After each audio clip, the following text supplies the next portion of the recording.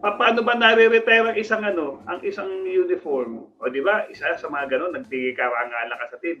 Siyempre, pag nag-MVP ka, nagcha-champion ang team mo. Wala naman nag-MVP hindi nagcha-champion eh. So, he gave San Miguel lots of championship. That's why he was able to get this 2 consecutive MVP trophies eh. So, it is but fitting na isabit nyo na yung kay Danny ay. Tapos, sabay nyo na ito. Kung gusto nyo itong death type, sige. Pero siyempre, meron dapat mas manauna na lahat naman deserving. Pero unahin nyo to sa placing.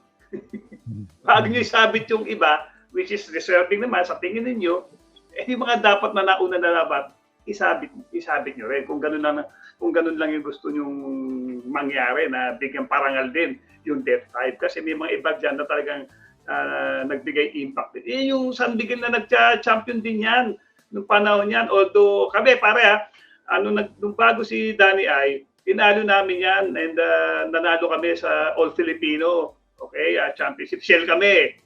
Okay, kami Loy Castillo. Pagkatapos noon, second year, malakas pa rin kami. Medyo kaya pa naman sila. Pero nung panahon nila, wala na. Umalagwa na yan. Yung team na yan. Danny Ay, Danny Sige, si Guardian na, si Olsen. Magandang team yan. At lalo na yung pag sinasabing Danny, talagang yun ang naging bukang bibig ng San Miguel. Pag San Miguel team, Danny I, Danny S. The 2 Dannys. So ganun, tama yung talakers natin. Galing nyo, saludo ko sa inyo. Daniel Deposo, Daniel, isabay na rin. Kung gusto nyo, bigyan yung depth yung the next, actually si Junmar, yan, talagang hindi hintay na lang si Junmar mag-retire. Automatic na yan.